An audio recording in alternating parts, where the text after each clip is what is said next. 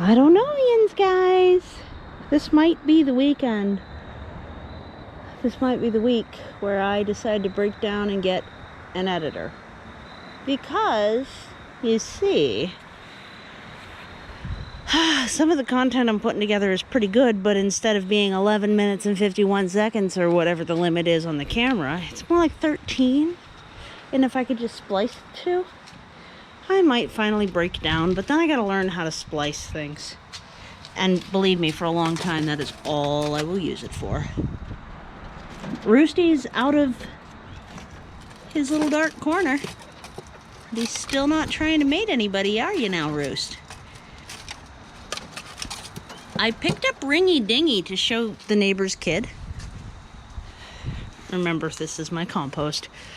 I liked it better when it was behind, but I think we are going to have to take turns with that, because that's finishing compost.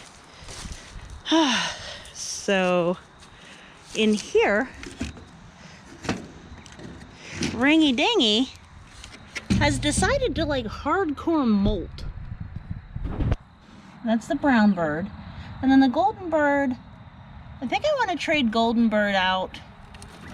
Maybe even tonight. I don't know. We're losing light. I also need to get like some hardcore shop lights or something so that I can continue working on things and still show you guys in the evenings. Because pretty much after dark, whatever I get done, I don't get to show it to anybody. And I think some of the stuff is stuff you've been interested in. Especially the bike.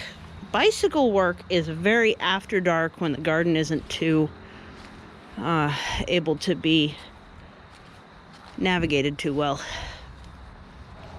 Really good time to be working on the bicycle, so that's a thought. And I got a whole bunch of the echinacea potted up. They divided pretty well. I have to label some things, but I'm watering in the two big roots that I decided to put back in. They're like heavy corms.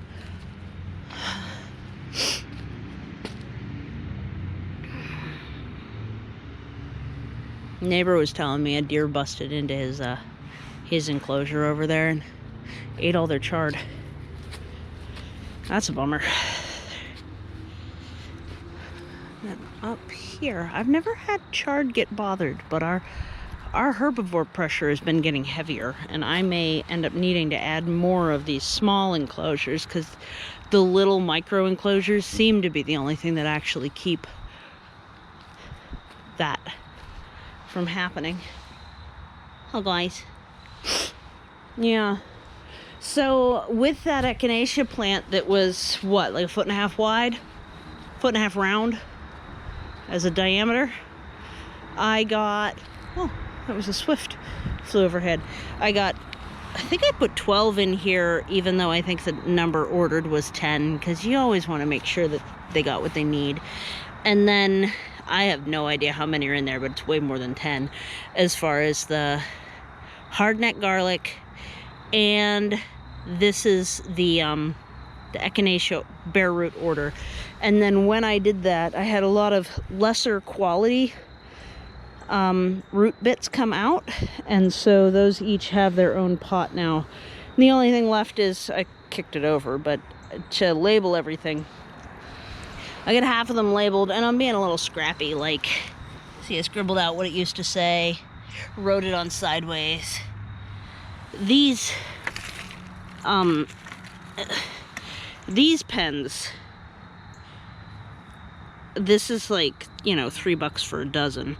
These are great because not only are they like weatherproof and everything, and they're holding up better than the permanent marker, but I can rub it off later. Like, you just, on the plastic, you just rub real hard and it comes off, or you get your hand a little damp and it comes off, and you can kind of see I did that here with one.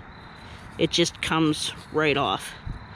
So I'm going to keep using that, but for now, these two are going to label the customer order, and the rest of them are going to label the stuff I'm keeping because, you know, whatever. The sun bleaches out the Sharpie, and so it's really not any use out here. as far as long-term markers. Keeping things well labeled and organized, those are the two hardest things by far. Yeah, it's a struggle. So yeah, that was today's stuff. Just kind of, you know, observing quail, getting an order ready, and dealing with the side product of prepping an order. And I don't even know what all else I did. Things and stuff. I want to put some of those logs out front onto the wagon and pull them into the yard. I want to get the bricks back here. There's just a lot of things still to do.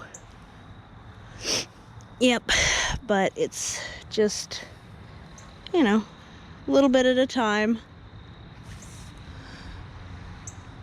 It's definitely getting to be evening. The sun's going down. The lighting is marginal. Hopefully you can see everything well enough.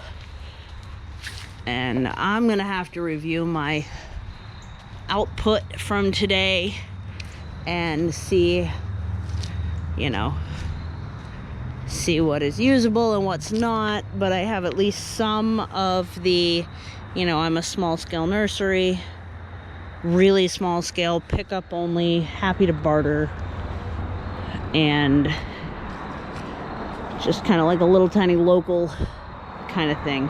And I don't mention that much because I don't want to grow too fast. I don't want to grow organically, and I've got a day job to hold down, you know. Really excited because the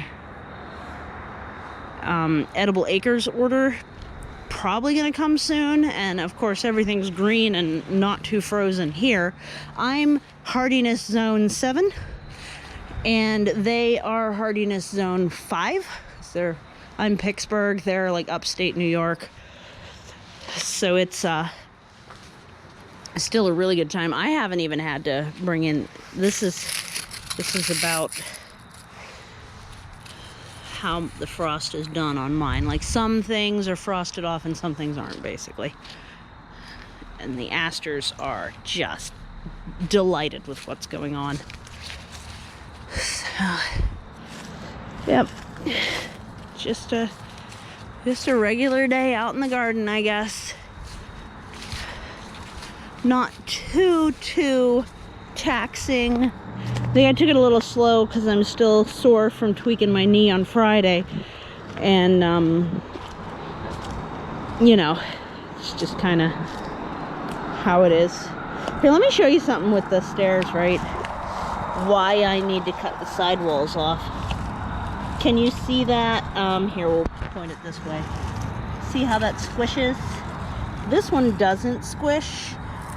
And that's why I need to take the sidewalls off, is because walking down it is much more of a, like, your shoe is rolling kind of experience than it was when I first installed them. And it's almost like having a soft lip in the front here. I don't know how well you can tell, but yeah. And so I'm gonna use a safety razor, you know, like the retractable razors, and just cut right along this edge. Then backfill it with some of this really crappy, you know, trying to call itself soil type stuff that is probably more likely someone's fire pit ash being thrown in the early 1900s or late 1800s, given the age of my house. You can kind of see that it's like this weird dusty whitish color. It's just wood ash. Yep. Just watering some things in to finish out the day. It's going good. Gonna have a whole bunch of hardneck garlic right here too, right next to the buffalo currant that I transplanted down here that already looks like it's getting chewed on by the deer, but that's okay. It'll survive it, trust me. Yep.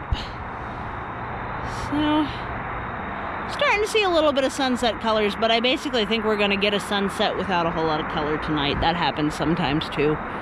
That they're just like bland sunsets, you know? It's nice up here. I like it up here. Okie dokie. Well, I hope you're having a really good rest of your Sunday. And I hope you enjoyed the little tour of the garden and Cliff. Happy to have you here. And this is Cliffside Permaculture. Feel free to like, share, subscribe. I am so happy everyone's here. Thanks. Bye.